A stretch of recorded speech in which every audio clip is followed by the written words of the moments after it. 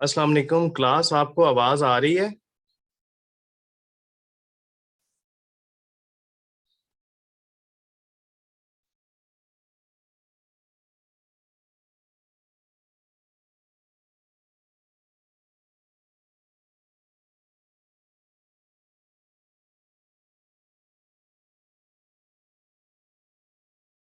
बच्चों, आपको आवाज आ रही है? ये सर पहले नहीं आ रही थी, अब आ रही है। Okay, thank you. अच्छा बच्चों, प्लीज दूसरों को भी बुलवा लें। एक्चुअली कुछ माइक इशू था जिसकी वजह से लाइक आवाज नहीं आ पा रही थी।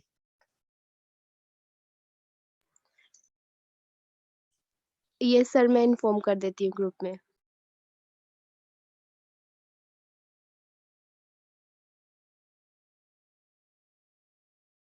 अच्छा बच्चों, ऐसा है कि today we will discuss about microscope, और माइक्रोस्कोपी के हवाले से आज हम डिस्कस करेंगे। अभी हम 5 मिनट वेट कर लेते हैं ताकि आपके दूसरे जो कोलीग्स हैं वो भी आ जाएं।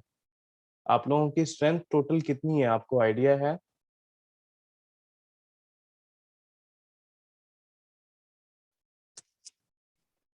सर 25 ईयर होगी। अच्छा अच्छा अच्छा अच्छा। तो ऐसा है कि आज हम माइक्रोस्कोपी के ऊपर ही डिस्कस करेंगे। आप लोगों को स्लाइड व्यू शो हो रहा है कि नहीं हो रहा अभी? No sir. Okay, just wait please. जी, अब शो हुआ है? जी बच्चों, अब शो हुआ है स्लाइड? नो सर, नो अभी भी सर। नहीं। अभी भी नहीं हुआ?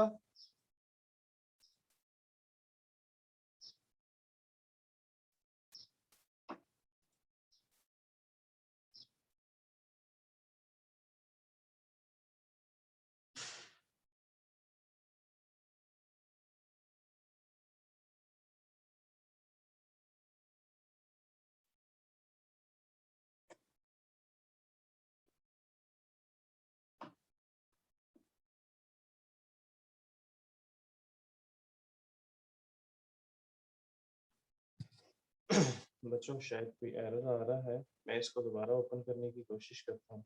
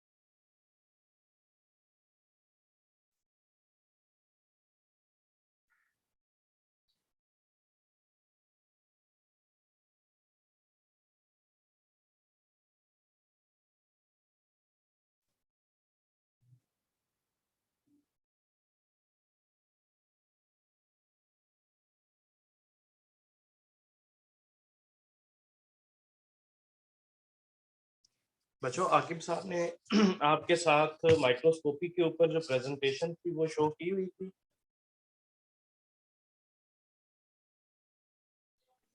नो सर, आज हमारी फर्स्ट लैब है ऑनलाइन। जो क्लास में हुई थी उन्होंने बोर्ड पे ही करवाया था सारा। अच्छा अच्छा अच्छा अच्छा।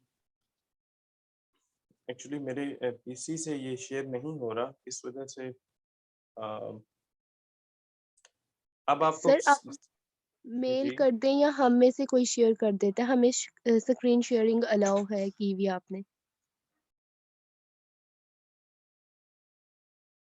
एक्चुअली मैं आप में से किसी बच्चे को शेयर कर दूं। Vasiya, are you there? जी सर। आप वही वाली वासिया है ना जो ज़ूलॉजी जी की सर। हैं? हाँ जी सर। ओके, तो वासिया मैं आपको ईमेल कर रहा हूँ। आप प्लीज इसको देख लीजिए और दूसरे बच्चों के साथ जो है ना इसको शेयर कर दीजिए अभी। Okay sir. ओके।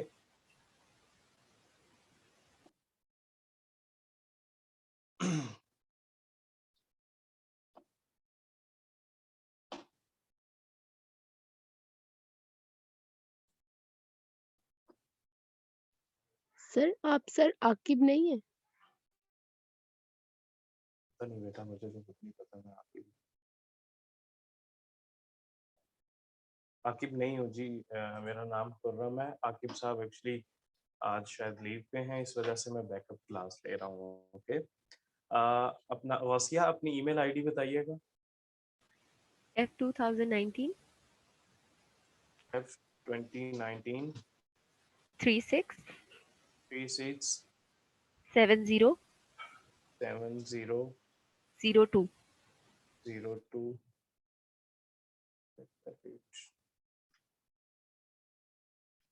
umt.edu। जी सर। आपको वसिया मैंने मेल फॉरवर्ड की है, ठीक है, पीपीटी के नाम से। आप प्लीज़ अपना ये ओपन करके देख लीजिए। आपको मेरे लैब वाले अकाउंट की उधर से मतलब आई होगी, प्राइड लैब के नाम से कोई मेल आई होगी। ओके। जी सर। और आप प्लीज़ ये स्क्रीन जो है ये शेयर भी कर दीजिए। मेरे पास कोई इशू आ रहा है जिसकी वजह से नहीं हो पा रहा। ओके। जी सर। आप प्लीज़ इसके बाद इसको ओपन कर लीजिए ताकि हम इस पे डिस्कस करना शुरू करते हैं।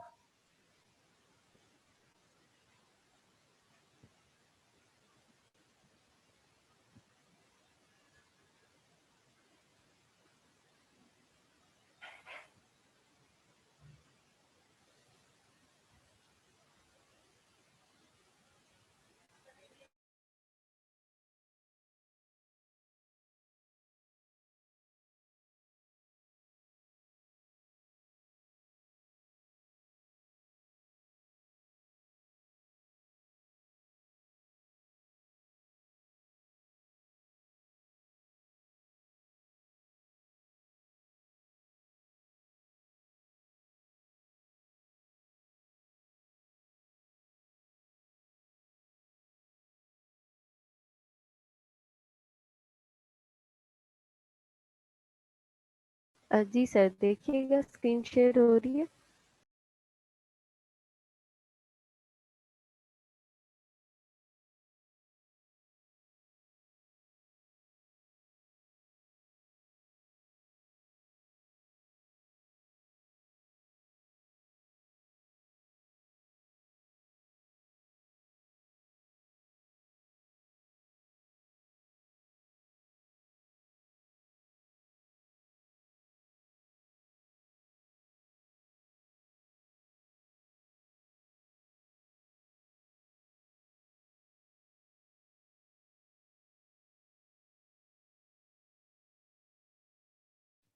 जी बच्चों, today we will discuss about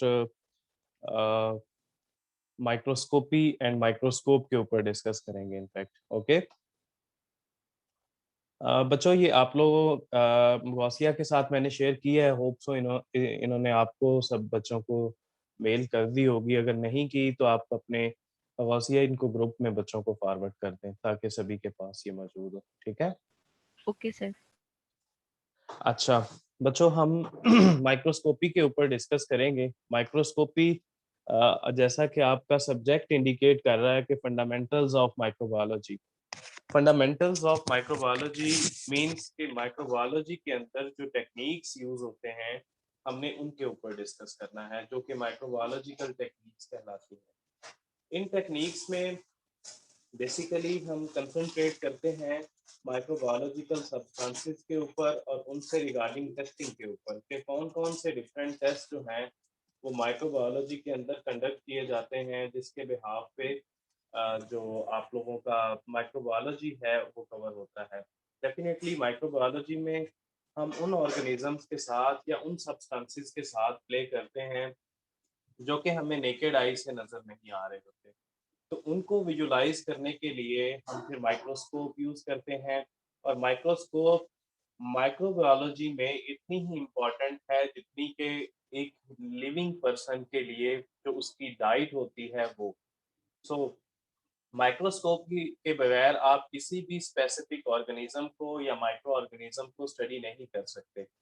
a, फिर माइक्रोस्कोप में अगर फर्स्ट ऑफ ऑल तो अगर इसकी सिग्निफिकेंस की या डेफिनेशन की बात की जाए तो इसमें यही आ जाता है It is the instrument which is used to visualize the substances which are not seen by naked eye, yeah, which are invisible by the eye.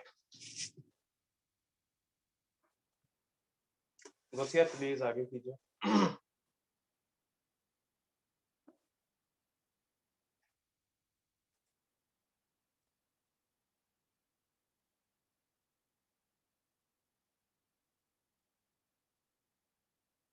Gausiya इसको आगे करेंगी आप स्लाइड को.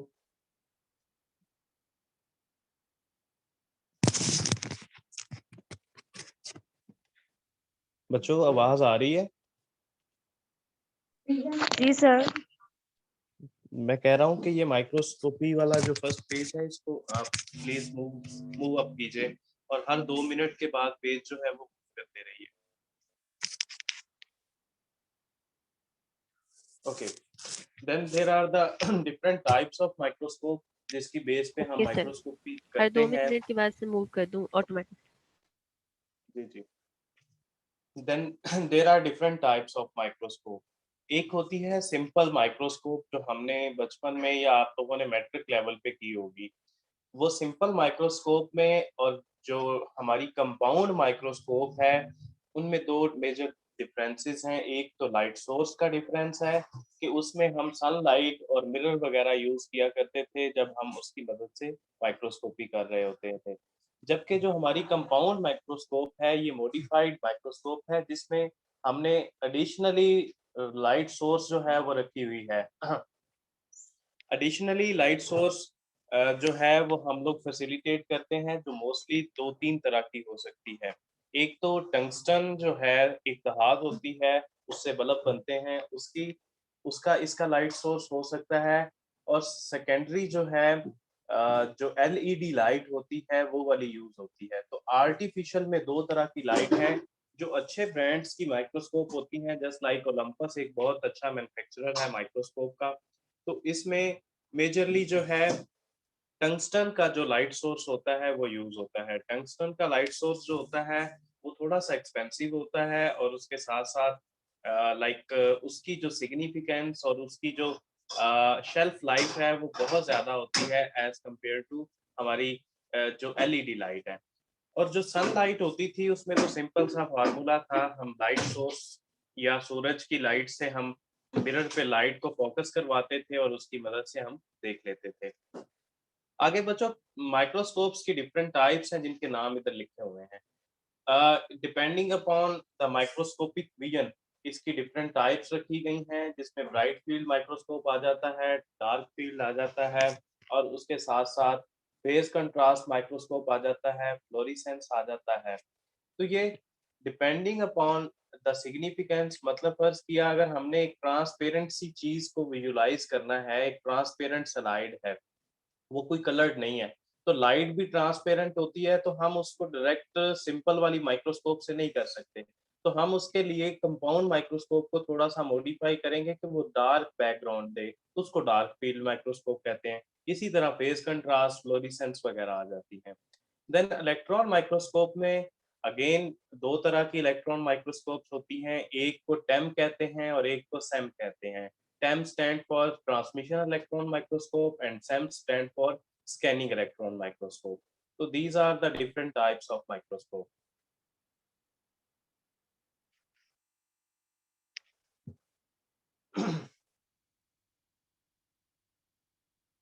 प्रिंसिपल के ऊपर ये है कि माइक्रोस्कोपी में ये होता है कि लाइट जो होती है वो टिपिकली लाइट सोर्स से नीचे ऊपर स्पेसिमन की तरफ पास आउट होती है और वो फिर मल्टीपल लेंसेज से होते हुए हम नेकेड आई से या अपनी आई से आई पीस के थ्रू जो है किसी भी टिनी ऑर्गेनिज्म को या सब्सटेंस को देख सकते होंगे.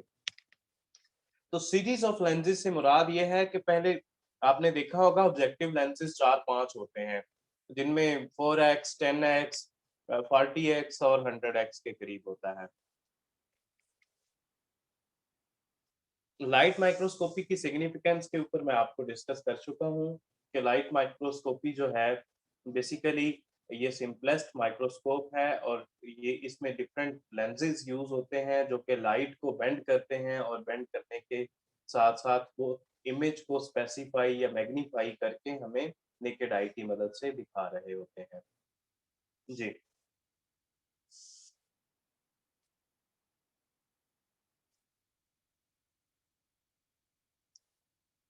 लाइट माइक्रोस्कोपी के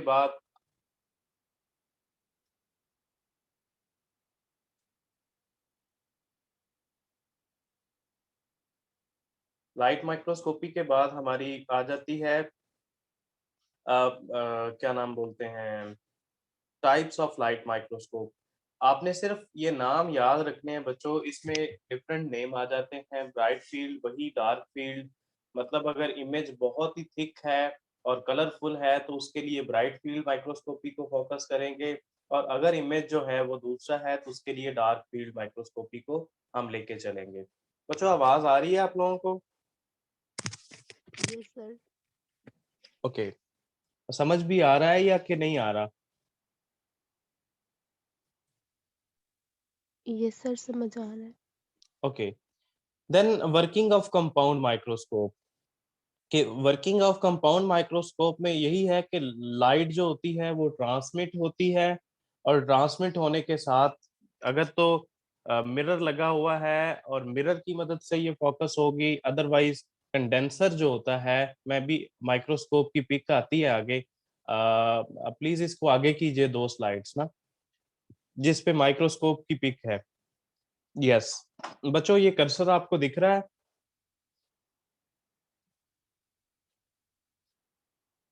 बच्चों कर्सर आपको दिख रहा है स्क्रीन पे? Yes sir. Yes okay, sir. ये सबसे सबसे लोवेस्ट पार्ट जो है जो कि बेस एक तरह से कहलाती है, ये सबसे लोवेस्ट पार्ट जिस पे माइक्रोस्कोप पूरी की पूरी लाई करती है, इसको बेस बोलते हैं। बेस के ऊपर जो है वो बच्चों इसके 2 3 4 पार्ट होते हैं, जिसमें उसके सुपीरियर साइड पे जो है वो लाइट सोर्स पाया जाता है, जिसको इल्यूमिनेशन के नाम से इंडिकेट किया हुआ है। उसके साथ साथ ऑन ऑफ स्विच होता है। ऑन ऑफ स्विच के साथ साथ इसको ब्राइटनेस एडजस्टमेंट नोब भी कहते हैं, लाइट एडजस्टमेंट नोब भी कहते हैं। सर इस वाली पिक्चर पे कर्सर शो नहीं हो रहा। ओके बच्चों, सबसे लोवेस्ट जो है ना, सबसे लोवेस्ट साइड जो आपका जहाँ पे बेस लिखा हुआ है, ये बेस है। माइक्रोस्कोप का सबसे इंपॉर्टेंट पार्ट बेस होता है, जिसके ऊपर माइक्रोस्कोप लाई करती है। ठीक है, आपको दिख रहा होगा इल्यूमिनेशन लिखा हुआ है एक जगह पे, फिर लाइट स्विच नीचे लिखा हुआ है, और ब्राइटनेस एडजस्टमेंट लिखा हुआ है। ये लिखा हुआ नजर आ रहा है आपको? Yes sir. ओके, जो लाइट सोर्स है ये सुपीरियर साइड पे पाया जाता है, उसके साथ साथ लाइट स्विच जो होती है ये इस लाइट को ऑन ऑफ करने के लिए यूज होता है। ठीक है, और उसके साथ ब्राइटनेस एडजस्टमेंट जो है ये इमेज को मैग्नीफाई या स्पेसिफाई करने के लिए यूज होती है।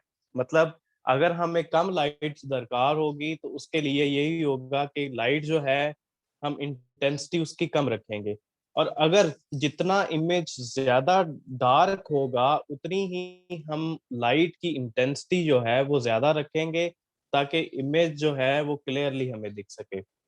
तो depending upon the type of image या जो स्लाइड होती है जिस पे हम माइक्रोस्कोपी करना चाह रहे होते हैं, ये सारी चीजें उस पे मैटर करती हैं, और उसी पे मैटर करते हुए फिर हम देख रहे होते हैं। बच्चों इसी के साथ ही पीछे एक और नोब होती है जो कि बेसिकली इसकी इलेक्ट्रिसिटी को फैसिलिटेट करने के लिए बेस में ही पीछे लगी होती है।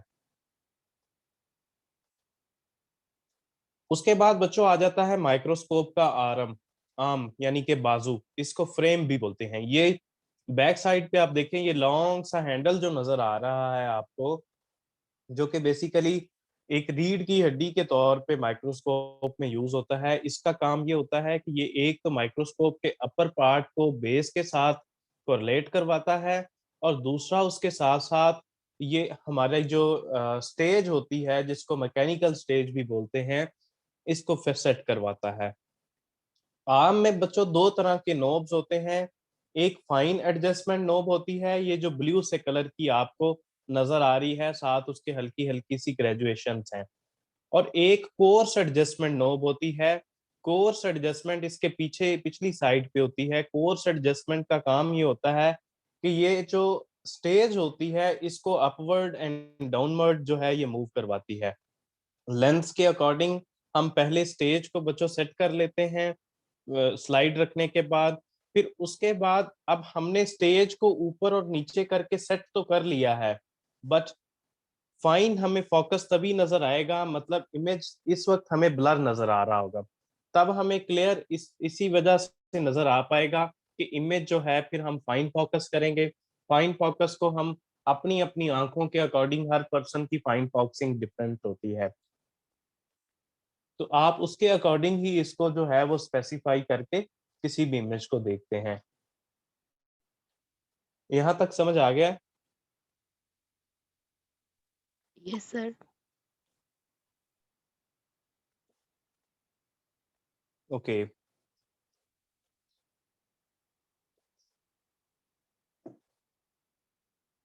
अच्छा, उसके बाद आप देखें फाइन फॉक्सिंग नॉब के आगे ये स्टेज लगी हुई है जिसके ऊपर हम स्लाइड रखते हैं।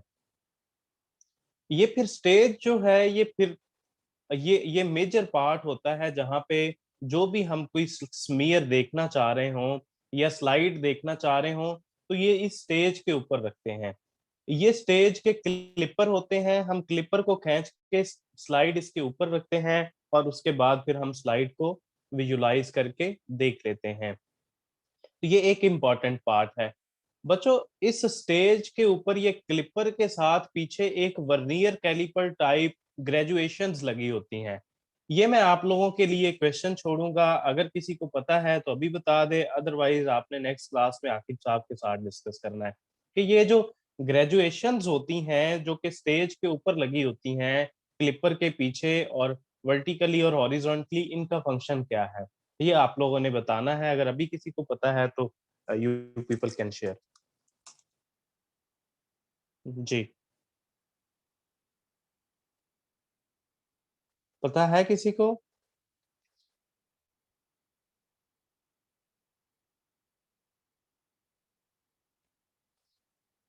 बच्चों सुमन बुकमुन, नो सर, आप बता दें। मैं आप लोगों के लिए क्वेश्चन छोड़ रहा हूँ, नेक्स्ट क्लास में आकिब साहब आप लोगों से पूछेंगे। ओके, आपने तब तक देख लेना है। Okay sir. Yes sir. अच्छा बच्चों, फिर ये स्टेज के कंट्रोल करने के लिए भी दो नॉब्स होते हैं। एक होता है इसका वर्टिकल एडजस्टमेंट नॉब।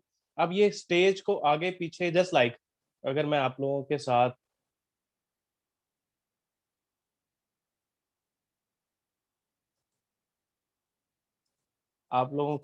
मैं व्हाइट बोर्ड भी नहीं, एक्चुअली मेरे पास कोई एरर आ रहा है, इस वजह से मैं स्टेज शेयर ही नहीं कर पा रहा हूँ। मैं कोशिश करता हूँ मैं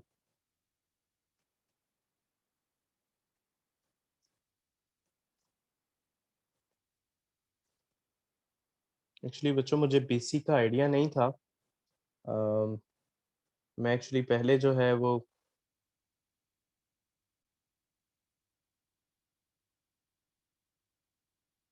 आपको व्हाइट बोर्ड दिखा है? ओके बच्चों, यस ये एक स्लाइड होती है।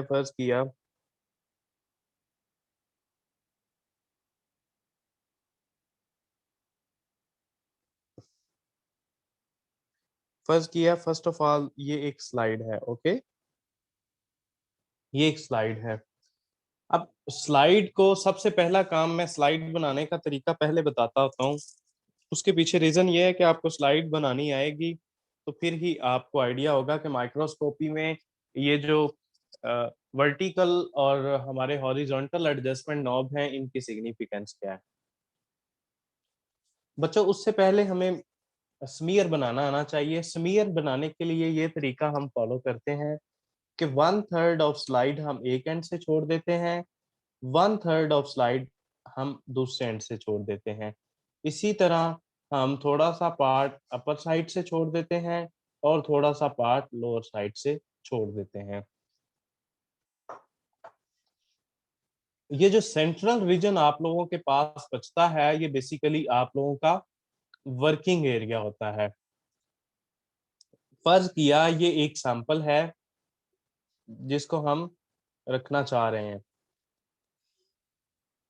ये एग्जांपल है।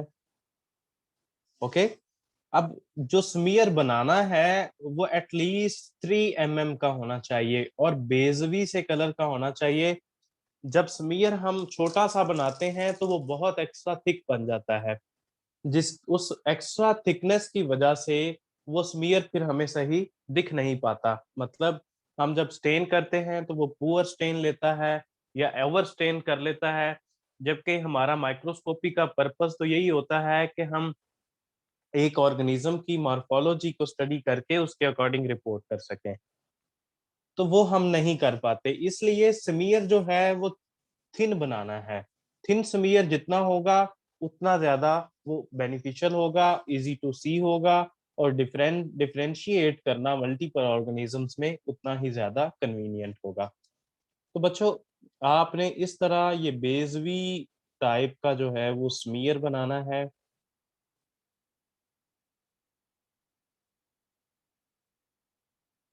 ओके?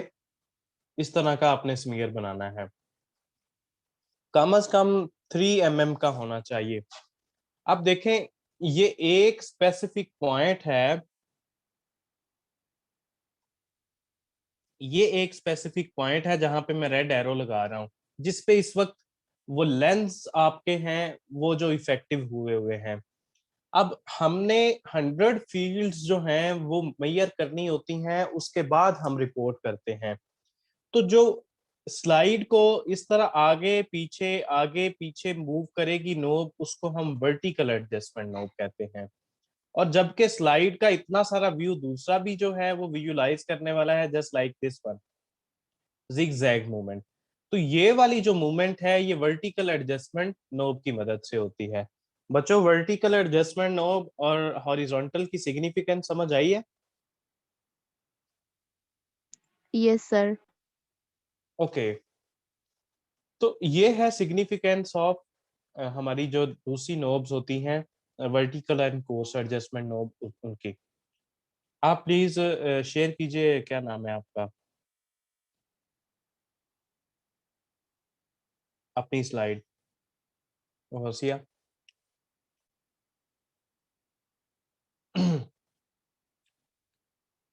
अच्छा, उसके बाद ये स्टेज के नीचे जो होता है ये एक इम्पॉर्टेंट पार्ट होता है, स्टेज की निचली साइड पे, दिस वन।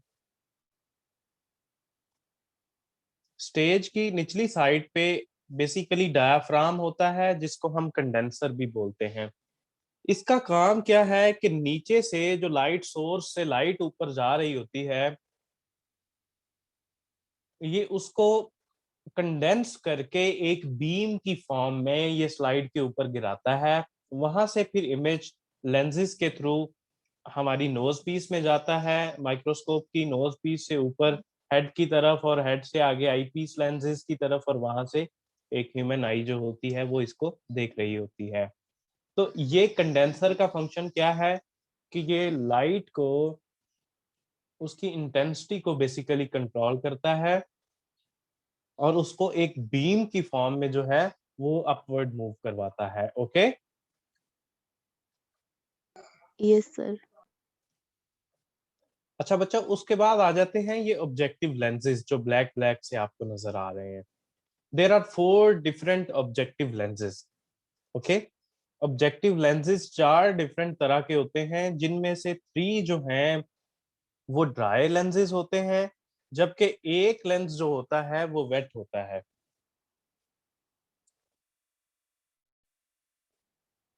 ड्राई लेंसेज और वेट लेंसेज में डिफरेंस ये है कि जो पहले 3 लेंसेज हैं, एक 4x होता है, एक 10x होता है, एक 40x होता है। ये 3 लेंसेज ड्राई कहलाते हैं। बच्चों, जो हमारी आई पीस लेंसेज होते हैं ये 10x के होते हैं। तो अगर एक 4x लेंस जो है वो इस वक्त स्लाइड के ऊपर फोकस कर रहा होगा, तो हमारा इमेज कितने टाइम्स जो है वो मैग्नीफाई होके हमें दिखेगा? Can anyone tell me? 40 time. Yes 40। Yes, शाबाश, मतलब आपको आइडिया है। तो अगर सबसे पहले हम, जब हमने इमेज को मैग्नीफाई करना होता है तो हम लो ऑब्जेक्टिव लेंस से हाई ऑब्जेक्टिव लेंस की तरफ शफल करते हैं, और पहले हम 4x पे करते हैं, फिर 10x पे, 10x के बाद हम फिर 100x पे जाते हैं और 40x पे जाते हैं, और उसके बाद एक ऑयल इमर्जन लेंस होता है, उसको इमर्जन लेंस भी बोलते हैं, 100x लेंस भी बोलते हैं, जो कि 1000 टाइम्स इमेज को मैग्नीफाई करके दिखाता है। बच्चों उसको ऑयल इसलिए इमर्जन लेंस कहते हैं कि वो बेसिकली स्ट्रक्चरल स्टडीज के लिए यूज होता है, और हम स्लाइड के ऊपर ड्रॉप ऑफ ऑयल जो है सिडारवुड ऑयल या इमर्जन ऑयल उसको बोलते हैं, वो डालते हैं, वो फिर उसके साथ कांटेक्ट करता है लेंस के साथ, और इमेज को जो है वो क्लैरिफाई करके हमें स्ट्रक्चरली दिखा देता है, और हम उसके अकॉर्डिंग फिर फर्दर स्टडी कर लेते हैं। तो बच्चों ये उसकी सिग्निफिकेंस है 100x लेंस की। यहाँ से इमेज मैग्नीफाई होके ऊपर जाता है, ऊपर से फिर आगे आईपीसीस की तरफ जाता है। आईपीसीस को भी हम अपनी आंखों की विड्थ जो होती है उसके अकॉर्डिंग सेट कर सकते हैं और उसके अकॉर्डिंग देख सकते हैं। तो that's all about the microscopic parts, और उनके फंक्शंस के ऊपर मैंने आपको बता दिए है सभी पूरी माइक्रोस्कोप के ऊपर। अगर किसी को इनमें से कंफ्यूजन है तो please you people can ask.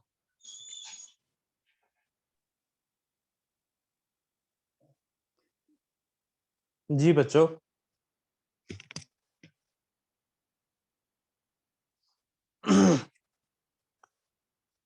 किसी ने कुछ पूछना है? No sir.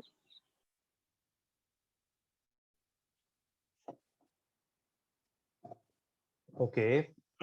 इसके दो ही मतलब होते हैं, या सारा आ गया या नहीं आया। आप अगली स्लाइड करें, अगली स्लाइड पे मैग्निफिकेशन के ऊपर है जो मैं आपको बता चुका हूँ, जिसमें बेसिकली यही है कि 4x होगा तो लो पावर लेंस जो होगा वो 40 टाइम, फिर उसके बाद 100 टाइम्स, फिर 400 टाइम्स, और सबसे हाई जो है वो फिर 1000 टाइम्स जो है वो इमेज को मैग्नीफाई करके दिखाएगा।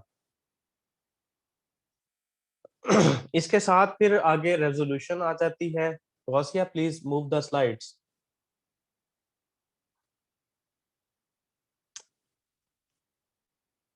जी सर, रेजोल्यूशन वाली स्लाइड्स हैं अभी इस वक्त स्क्रीन पर। स्क्रीन मेरे पास कुछ और आ रही है। ये है कि रेजोल्यूशन में बच्चों आपको सही स्क्रीन दिख रही है? सर माइक्रोस्कोप शो हो रहा है। गौसिया प्लीज इसको चेक करें, और इसको फुल आप स्क्रीन देखिएगा। भी कर दें, फुल स्क्रीन भी करें इसको। पहले आप इसको वो एडिट वाला ऑप्शन एनेबल एडिटिंग करेंगी तो फिर होगा ना।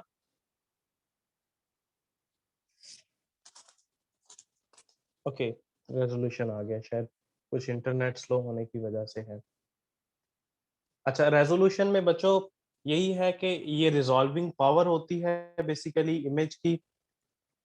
ये दो ऑब्जेक्टिव्स के दरमियान डिफरेंशिएट करने के लिए यूज होती है।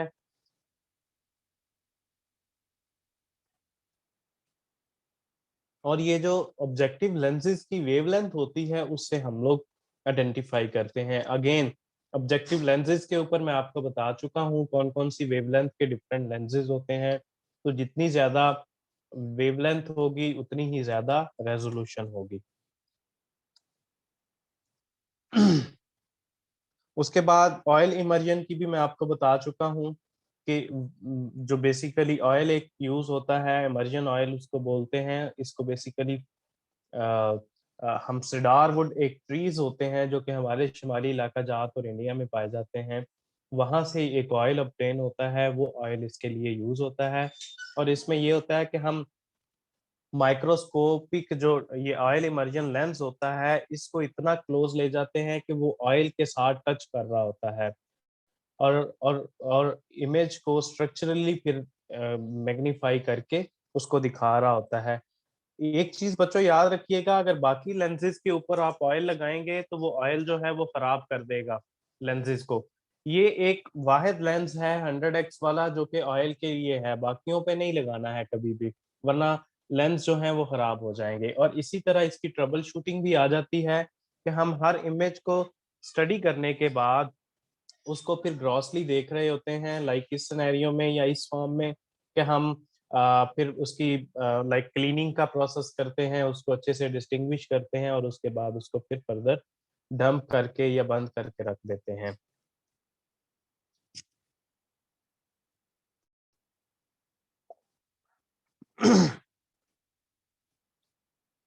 आगे एप्लीकेशंस आ जाती हैं।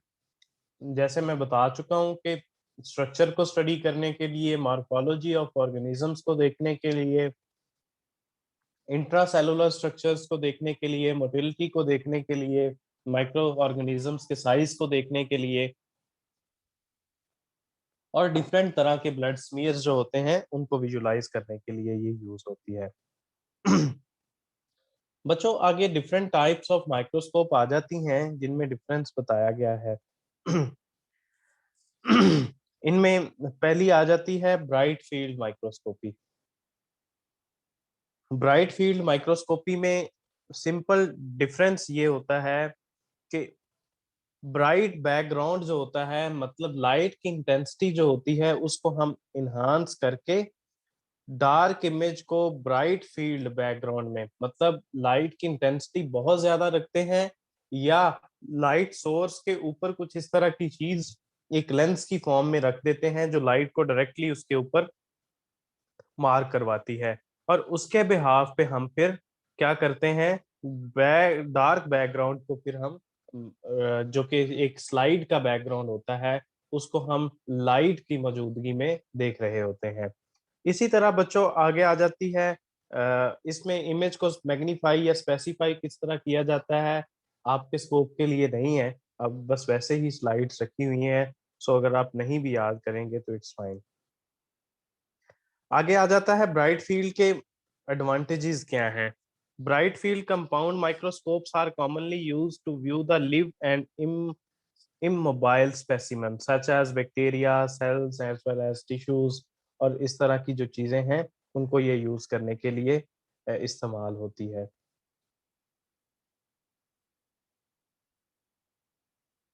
उसके बाद अगर हम देखें कि स्टेनिंग समीयर है फर्ज किया, उसको हमने स्पेसिफाई करवाना है या मैग्नीफाई करवाना है, तो उसके लिए हम क्या करेंगे कि हम फर्स्ट ऑफ ऑल देखेंगे कि लाइक कौन सा किस तरह का इमेज है, हम उसके इमेज के या उस स्टेन के अकॉर्डिंग जो है उसकी मैग्निफिकेशन को रखेंगे, और मैग्निफिकेशन को रखने के बाद हम फिर उस डाई के थ्रू जो है वो ऑर्गेनिज्म का स्ट्रक्चर वगैरह उसको स्टडी कर लेंगे।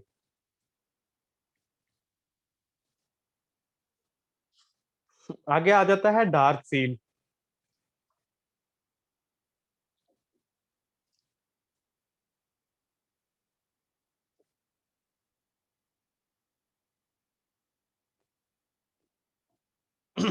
बच्चों इसमें मैंने आपको बताया था, अब फर्ज किया कोई इमेज ऐसा है जो कि स्टेन्ड नहीं है, हमने उसको स्टडी करना है, तो हमने जब उसको स्टडी करना है तो डेफिनेटली नीचे से लाइट भी ट्रांसपेरेंट होगी, जब लाइट ट्रांसपेरेंट होगी ऊपर इमेज भी ट्रांसपेरेंट होगा तो उसको नहीं देखा जा सकेगा। सो उसके लिए हम डार्क फील्ड माइक्रोस्कोप यूज करते हैं, मतलब जो लाइट सोर्स होता है उस पे कोई डार्क कलर का लेंस रख देते हैं, जिसकी मदद से क्या होता है कि जो लाइट बीम होता है वो डार्कर हमें ऊपर लाइट को लेके आ रहा होता है, तो उसकी मदद से हम फिर क्या करते हैं कि हम एक माइक्रोस्कोप को या एक जो इमेज है जो कि हमारा क्लियर और ट्रांसपेरेंट इमेज है, वो डार्क बैकग्राउंड की फॉर्म में जो है हमें इमेज को क्लैरिफाई करके दिखाता है कि बैकग्राउंड डार्क होता है और ऊपर इमेज जो होता है वो लाइट होता है, तो उसकी मदद से फिर हम इमेज को देख पाते हैं और उसको स्टडी कर पाते हैं। तो ये एक्स्ट्रा लाइट जो होती है उसको ब्लॉक कर देता है, और और सिर्फ जो कलरफुल लाइट होती है, क्योंकि हम उस लाइट सोर्स के ऊपर या डायफ्राम के साथ जो है हम कोई कलरफुल लेंस वगैरह अटैच कर देते हैं, इसकी सिग्निफिकेंस भी वही आ जाती है। उसके बाद फेज कंट्रास्ट आ जाती है। फेज कंट्रास्ट और डार्क फील्ड ये मिलते जुलते हैं। फेज कंट्रास्ट में क्या होता है कि it is based on the wave nature of light rays. बच्चों ये आप रहने देना करें, हमारा मेजर पर्पस आपको माइक्रोस्कोप समझाना था, माइक्रोस्कोप समझा दिया है, बाकी टाइप्स के नाम और उनमें जो बेसिक डिफरेंस है वो बताना था। और अगर आपको इनमें से कोई इशू है या इनमें से कोई आपकी डेफिशिएंट पॉइंट है तो प्लीज बता दीजिए। बाकी आप लोगों की अंडरस्टैंडिंग के लिए इलेक्ट्रॉन माइक्रोस्कोप और ये सारी चीजें जो हैं वो आगे रखी हुई हैं, आप बस इसको पढ़ लीजिएगा, उससे और कुछ स्पेशल हमें नहीं चाहिए। इसमें से कोई क्वेश्चन है तो you people can ask.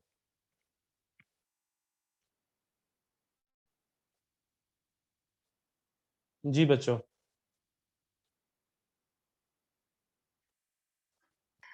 Sir वो जो 100x लेंस है वो ऑयल इमर्शन वाला, उसमें जी हम जी। ऑयल कहाँ पे रखते हैं, मतलब मुझे उसकी समझ नहीं आई। स्लाइड के ऊपर 1 ड्रॉप ऑफ ऑयल जो है वो हम डालते हैं, ठीक है। मतलब और जो हमारा स्पेसिमेन होता है उसके ऊपर डालते हैं।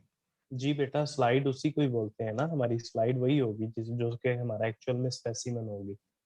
ये उसके सर। ऊपर 1 ड्रॉप ऑफ ऑयल डालेंगे और फिर 100x लेंस लगा देंगे। लेंस जो है वो ऑयल को टच करना चाहिए, तो फिर वो इमेज को सही तरह से स्पेसिफाई या मैग्नीफाई करके दिखाएगा। और अगर वो सर नहीं कर रहा होगा तो फिर वो नहीं कर पाएगा। ओके। सर ये स्टेनिंग की तरह का ही हो जाएगा फिर। नहीं नहीं बेटा, आप समझ ही नहीं रही। असल में मैं स्क्रीन नहीं शेयर कर पा रहा हूँ। Gausia, can you please share the screen of a YouTube tutorial regarding microscopy and oil immersion, Yes, sir. Please go for it. आपको एक ट्यूटोरियल दिखा देते हैं और उसको एक्सप्लेन भी कर देते हैं ताकि आपको समझ आ जाए। ओके। ये सर।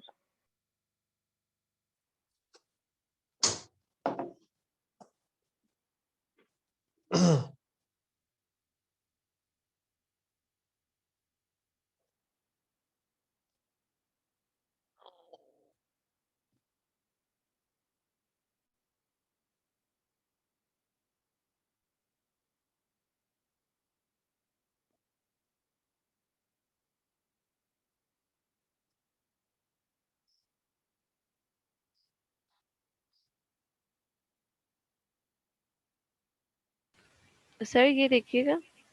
जी जी। जी इसका है थोड़ा सा आगे देखना। हाँ बिल्कुल ठीक है। Welcome back to LGS Microscopes. My name's Paul. Working properly, then you end up dragging the 40x caused when someone uses okay fine है जी। the 40x objective. This is normally caused when someone uses the 100x oil objective.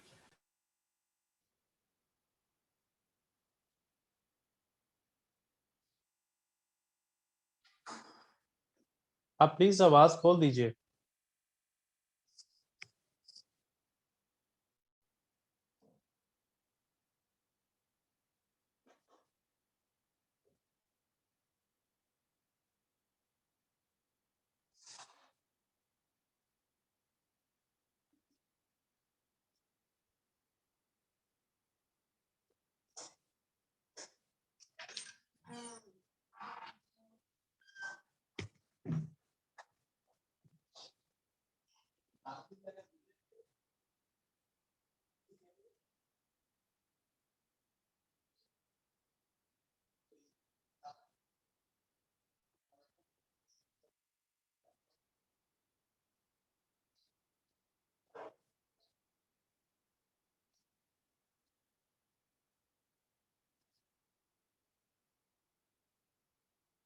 ये बच्चों एक image को पहले उन्होंने रख लिया है, पहले स्लाइड बेसिकली रखी है और अब उसके बाद उसको वो विजुलाइज करने के लिए जा रहे हैं। सबसे पहले ऑयल डालने के लिए वो जो लेंसेज होते हैं उनको मूव करते हैं। मूव करने के बाद स्टेज को थोड़ा सा नीचे करते हैं। अब ये स्लाइड के ऊपर जो है ये ऑयल डाल रहे हैं। ओके। अब दोबारा उन्होंने स्पेसिफिक वो लेंस जो है उसको स्पेसिफाई किया और ये देखिए ये टच कर गया, ठीक है। ऑयल जो है वो लेंस की सरफेस के साथ टच कर रहा है। अब इसके बाद इमेज जब कांटेक्ट करता है उसके साथ तो उसको विजुलाइज करना जो है वो इजी हो जाता है। एक चीज याद रखिएगा, हम साइज को जब एडजस्ट करेंगे तो सबसे बड़े जो लेंस होता है साइज में हम उसके अकॉर्डिंग करेंगे। हम अगर किसी और लेंसेज को साथ उसके अटैच करेंगे, इट्स 100x लेंस जो उन्होंने इस वक्त सेट किया हुआ है। ये जो रेड कलर का है ये 4 है, हम एंटी क्लॉकवाइज मूव करेंगे तो हमारा लेंस साइज जो है वो बढ़ता चला जाएगा। तो जिसको वो अटैच कर रहे हैं वो बेसिकली हमारा 100x लेंस है। उसके बाद बच्चों माइक्रोस्कोपी करने के बाद अब लेंस को हमने साफ करना है। ये साफ करने के लिए आप कोई अच्छा सा टिश्यू भी यूज कर सकते हैं जिसके ऊपर ज़ाइलीन लगा के हम साफ करते हैं। पहले वैसे साफ करेंगे फिर ज़ाइलीन लगा के उसको साफ करेंगे। या इसके साथ-साथ आपको पेपर इसके बने हुए भी मिल जाते हैं जिनकी मदद से हम लेंस को साफ कर रहे होंगे। बच्चों समझ आ रही है? Yes sir. ओके। तो इसकी इसी के बिहाफ पे हम लोग फिर किसी भी इमेज को वो स्पेसिफाई करके देख सकते हैं। So that's it about today's session. अगर इससे रिलेटेड कोई क्यूरी है तो प्लीज आप पूछ लीजिए। गौसिया आप स्क्रीन शॉट लेके मेरे साथ शेयर कर दीजिएगा अटेंडेंस के लिए। Okay sir. किसी ने कुछ पूछना है? बच्चों अगर पूछना है तो you people can ask me. कोई पूछना चाहते हैं? No, sir. Thank you. Okay बच्चों।